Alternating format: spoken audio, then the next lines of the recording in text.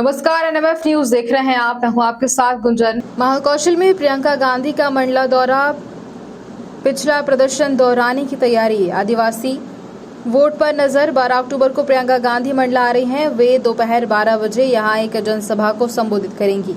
मध्य प्रदेश में आचार संहिता लगने के बाद ये उनका पहला चुनावी दौरा होगा। 5 अक्टूबर को वो धार पहुंची थी। महाकौशल में 2018 के चुनाव में कांग्रेस का दबदबा रहा और वो इसे दोहराना चाहती हैं। प्रदेश में करीब 22% आदिवासी वोटर्स हैं। ये एक बड़ा आंकड़ा है और एक दिन पहले ही शहडोल के व्यवहारी पहुंचे राहुल गांधी ने लाल कृष्ण आडवाणी का हवाला देते हुए मध्य प्रदेश को आरएसएस और बीजेपी की सच्ची लेबोरेटरी कहा। उन्होंने कहा कि यहाँ बीजेपी नेता आदिवासियों के ऊपर पेशाब करते हैं और इसी के साथ घोषणा की कांग्रेस के आने पर तेंदुपत्ता की मजदूरी बढ़ाकर 4000 की जाएगी। राहुल भी आचार संहिता लगने के बाद पहली बार विंध दौरे पर पहुंचे थे और यहां कांग्रेस को काफी मशक्कत की जरूरत लग रही है, क्योंकि पिछली बार इलाके की 30 सीटों पर कांग्रेस को केवल 6 सीट मिली थी। पिछली बार कांग्रेस यहां बेहतर स्थिति में थी।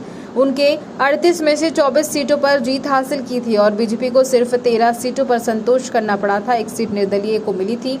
2023 के चुनाव में भी महाकौशल में अपने पुराने प्रदर्शन को बरकरार रखने के दबाव के साथ ज्यादा से ज्यादा सीटें हासिल करने का लक्ष्य है और इस दृष्टि से प्रियंका गांधी का दौरा महत्वपूर्ण माना जा रहा है।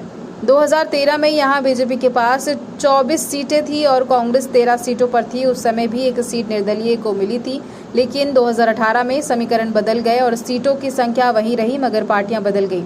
इसके पीछे आदिवासियों की बीजेपी से नाराजगी की वजह माना गया है और यही कारण है कि इस बार बीजेपी भी आदिवासी वोटरों को लुभाने की हर संभव कोशिश कर रही है। वहीं कांग्रेस और राहुल गांधी जातिगत जनगणना की घोषणा कर चुके हैं और इस आधार पर भी वो आदिवासी तथा अन्य कमजोर वर्ग के हिस्सेदारी की बात कर रहे हैं। महाकौशल की जनता का क्या फैसला होता है? फिलहाल तो प्रियंका गांधी का दौरा इस दृष्टि से बेहद अहम माना जा रहा है। मंडला से शांति श्रीवास की रिपोर्ट।